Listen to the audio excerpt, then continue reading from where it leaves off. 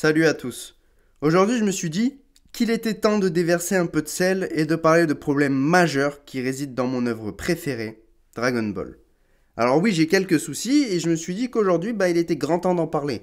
Ce sont les 3 grands problèmes qui pour moi gâchent l'univers si vaste du manga légendaire de Toriyama. Les haters de Dragon Ball, aujourd'hui je vais vous faire plaisir en vous proposant cette vidéo. Le but va être de critiquer, mais surtout aussi d'analyser et d'aborder des pistes de réflexion possibles pour corriger peut-être ces erreurs. Donc ne perdons pas plus de temps, voici les plus gros problèmes de Dragon Ball.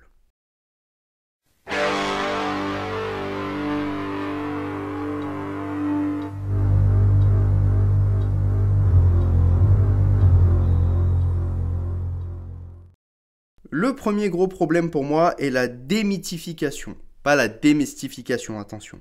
Ce qui veut dire tout simplement supprimer un mythe. Pourquoi vouloir démythifier? C'est ça que je comprends pas. Pourquoi corriger certaines choses de l'œuvre pour les rendre moins bien, moins légendaires? Surtout que ces corrections contribuent à réduire l'impact scénaristique et donc aussi le drame. L'exemple le plus parlant que j'ai en tête, ça va porter sur le légendaire Super Saiyan, qu'ils ont rendu accessible trop facilement. Et quand je parle de facilité, je parle pas forcément de Goten et Trunks, mais bien des Saiyans par exemple de l'univers 6. Au passage, ce sont des gigafrodes intergalactiques, ils ne servent à rien. Vous pouvez apprécier leur design, quelque peu leur histoire, mais vous ne pouvez pas nier qu'ils servent vraiment à rien dans cette œuvre. On les supprime, ça change rien. Sauf peut-être le développement de Kiabe pour Vegeta, mais bon, après à la limite, il n'y avait pas besoin de Kiabe, on pouvait prendre un autre personnage, il pouvait très bien faire ce développement avec son propre fils, Vegeta. Le pire est qu'on rend cette transformation accessible, ok pourquoi pas, mais pourquoi c'est pour derrière tuer son lore? C'est ça que je comprends pas. T'étais pas obligé de faire ça. À la limite, tu donnes le Super Saiyan aux Saiyans de l'univers 6 en les confrontant à des événements douloureux, tragiques, une colère intense. Et bien là, non. Juste tu te concentres vite fait là et t'as des picotements dans le dos. Dragon Ball Super, je te déteste. Sérieux, ça sent la facilité scénaristique pour rusher jusqu'au tournoi du pouvoir qui allait servir de climax. De plus, j'ai l'impression qu'après on a essayé de revenir sur ce délire et d'y apporter plus de réponses et d'explications. Sauf que ça s'est empiré avec ce délire de cellules S. Apparemment, il y a de la biologie maintenant dans Dragon Ball. Oui, c'est pas mauvais et ça peut permettre d'ouvrir une piste de réflexion concernant les Saiyans métis par exemple, qui ont grandi sur Terre. Sauf que ce n'est pas une explication pour agrémenter l'univers, même si c'est vendu comme cela. Non, moi je vous le dis, Toriyama en révélant cela a juste tenté de réparer le bordel causé par DBS et qui a rendu mécontents les fans, et à juste titre d'ailleurs. Cette explication, c'est juste un Doliprane pour soigner notre mal de tête. Sauf que vous savez quoi, ce Doliprane, c'est un placebo. Ma proposition serait tout simplement de virer tout le délire qu'on nous a proposé du coup, et de juste dire, les Saiyans métis c'est les plus forts parce qu'ils sont mélangés avec le sang terrien, comme c'était déjà dit. Et si Goten et Trunks ont ce potentiel, c'est car Goku et Vegeta les ont conçus en étant plus forts, voilà.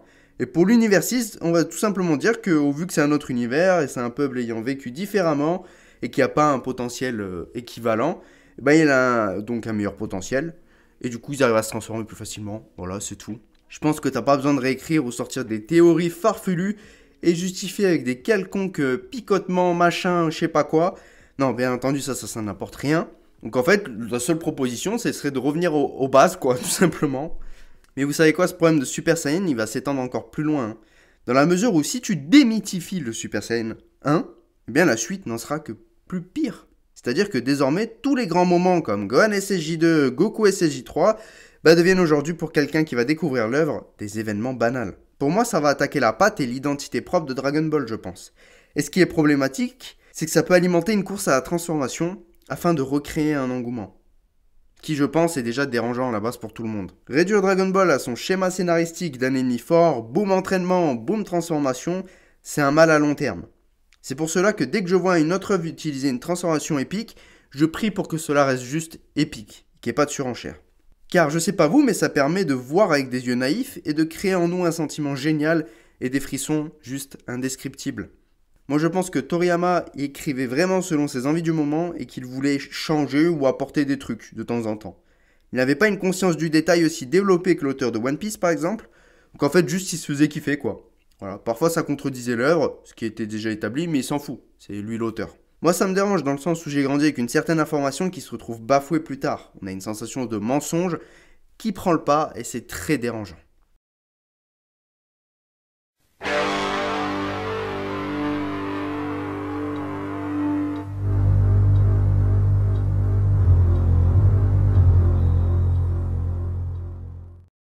À quel moment on a décidé de poursuivre l'histoire avec DBS et donc de partir sur une suite à Dragon Ball Z, mais qui se passe avant la fin de Dragon Ball. La période donc End of Z. C'est juste illogique. En fait, ça coûtait quoi de faire juste une suite avec Oob? Et ça fait quelque peu Dragon Ball GT sur les bords, ce que je suis en train de dire, mais justement, c'était l'occasion de rattraper les erreurs de cette série et de proposer autre chose. D'ailleurs, Dragon Ball GT, c'est une série sous-cotée. Actuellement, on est en 2025, il faut arrêter de cracher sur des BGT. Le souci, c'est qu'on continue avec un Dragon Ball Super qui est juste affreux, je vous apprends rien. Le scénario est mauvais, sauf pour l'arc Zamasu. Bon, ça, c'était le GOAT. Mais sinon, on comble avec des transformations, la faiblesse d'un scénario mais immonde. En fait, je pense qu'on voulait juste profiter de cette période Dragon Ball Z, qui est la préférée des fans, et donc pas débuter à partir de la fin. Afin de profiter de la jeunesse peut-être de certains personnages, et de les faire vendre et de capitaliser sur une histoire qui marche déjà. Et en cas d'échec, c'est pouvoir se conserver le luxe d'avoir déjà une fin, toute prête et déjà faite, et qui ne changera pas.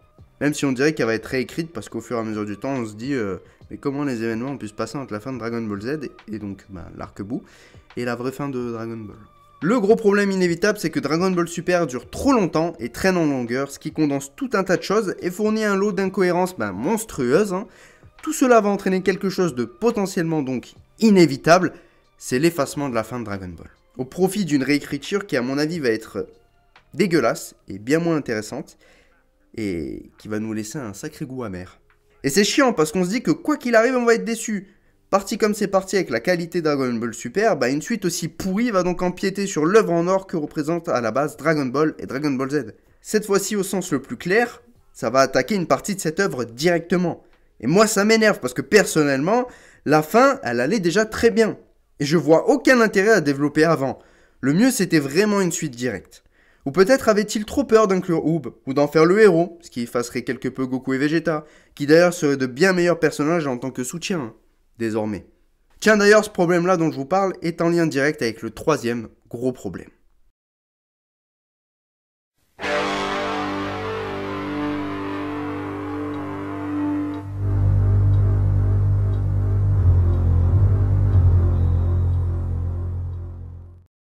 Voici le dernier gros problème.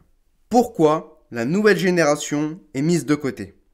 Avec les arcs de Dragon Ball, premier du nom, mais aussi l'arc Freezer et Cell, on avait atteint un point, avec l'arc-bout, où on avait tout raconté sur Goku et Vegeta. C'est des darons, ils ont vécu, c'est bon, ils ont fait des combats, on le sait, c'est bon. Les mecs sont exploités au max, on le sait. On les connaît bien, y a pas de problème. Ça avait été amorcé plusieurs fois dans l'œuvre, mais toujours désamorcé. Goku par exemple, quand il veut passer le flambeau à Gohan, ça amorce, Goku meurt définitivement, tout est parfait, mais non du coup on le ressuscite, donc on désamorce, voilà. À partir de là, on a tout détruit, et ce juste car des fans n'étaient pas contents. Un manga ça doit évoluer et grandir, c'est normal. Rester sur du passé provoque un effet de stagnation dérangeant. Et franchement, au risque de déplaire certains, Gohan est un bien meilleur héros pour Dragon Ball parce que Gohan a des objectifs, il a une fin et un but. Goku, lui, c'est interminable, il veut juste se battre. Gohan, lui, depuis l'enfance, il veut la paix, il veut accomplir son rêve de savant. Et faire un héros qui doit se battre malgré lui, qui ne veuille pas se battre mais qui n'a pas le choix, qui doit s'entraîner alors qu'il n'en a pas envie, et que finalement tout ça juste pour atteindre son rêve et protéger lui sa propre liberté, ça donnerait lieu à quelque chose d'intéressant, non? Ça donnerait pas une suite digne? Sauf qu'apparemment, Gohan, c'est pas un personnage qui est très intéressant en tant que héros. Mais vous foutez de notre gueule. Regardez le film 9, regardez même le film Super Héros. Je trouve que Gohan, en tant que héros, ça marche du feu de Dieu. Le mec a tout en fait. Il est tellement attachant et puis on l'a vu grandir, Gohan. C'est la chose la plus logique. Mais bon, j'ai l'impression que le coche a été raté. À partir du moment où Goku, qui avait passé le flambeau à Gohan, amorce ça, puis que quand il meurt, après il soit ressuscité et donc que ça désamorce, ça a tout détruit. Mais vraiment tout détruit. Un manga ça doit évoluer et grandir, c'est normal. Rester sur du passé, ça provoque un effet de stagnation qui est vraiment trop dérangeant. Surtout que pardonnez, mais les situations sacrées à chaque fois qu'on désamorce ce passage de flambeau offrent des moments juste après catastrophiques. Quand Gotenks, il se retrouve à défusionner, quand Gohan se fait piéger par Boo par exemple, tout ça, ça ridiculise en plus. Sachez que de capitaliser sur les mêmes personnages depuis va créer un statut vraiment légendaire, et bon, ça c'est bien, mais ça rendra de plus en plus difficile le passage de flambeau jusqu'à le rendre en fait impossible. Et c'est ce dont j'ai le plus peur en fait pour la suite. Ne pas l'avoir fait plus tôt peut être réellement un frein à la progression du manga, mais aussi à sa popularité et à son marketing à l'avenir. Imagine tu passes des enjeux divins de Goku et Vegeta à Oubépan sur Terre qui combat des monstres. Voilà, il y a un truc bizarre quoi. Surtout qu'on utilise notre nostalgie pour nous traire comme des vaches à lait avec des produits dérivés et des événements de récit qui sont pas incroyables. Faut se dire la vérité. Ça ne va que dans une direction, et ce depuis trop longtemps, et ça crée une prévisibilité inévitable dans le scénario. D'ailleurs, je sais pas vous, mais Oubépan en tant que héros, ça me plaît pas beaucoup. Hein. Ça a pas l'air ouf, c'est vraiment des personnages sans relief. Ça ne vaut pas notre cher Gohan. Le pire d'utiliser Goku et Vegeta dans DBS, c'est qu'on ne raconte plus rien sur eux. On casse parfois le côté psychologie d'ailleurs sur ces personnages, parce qu'on sait déjà tout. Ça retire des enjeux, on aurait aimé apprécier et développer de nouveaux personnages, une autre équipe, ou un seul autre héros, Gohan s'il vous plaît. Et c'est pas l'occasion qui manque vu les nouveaux personnages et les anciens déjà installés depuis longtemps qui attendent de briller. Gohan, encore une fois. Que ce soit Gohan, Trunks ou Goten, il y avait beaucoup trop d'occasions de les faire mettre sur le devant de la scène. Et ça serait des héros formidables. Je pense qu'à l'heure actuelle, il faudrait plus compter sur Goten et Trunks que Gohan, malheureusement. Ou faire peut-être une équipe des trois, ça c'est cool aussi. Le passage de flambeau, il a été raté et ça sera forcément raté je crois à l'avenir. S'il vous plaît, il est grand temps de changer de personnages principaux. Pour moi, ce problème résulte justement du fait qu'on veut nous traire en jouant sur notre nostalgie et en n'avançant pas. C'est une paresse énorme de la part de la Toei et du créateur de Dragon Ball en quelque sorte. Passer ce putain de flambeau une bonne fois pour toutes. Ça pourrait créer plus de complexité au niveau du scénario et développer des nouveaux personnages. Ça pourrait même attirer un nouveau public. Et voilà, c'était tout pour cette vidéo sur les plus gros problèmes de Dragon Ball. J'espère que ça vous a plu, je me suis un petit peu emporté mais ça me tenait à cœur. En commentaire, n'hésitez pas à débattre et échanger et proposer vos idées et je lirai absolument tout. Merci à tous pour votre soutien et merci à tous ceux qui ont visionné la vidéo. On se retrouve très bientôt pour une prochaine vidéo. Sur ce, ciao les amis.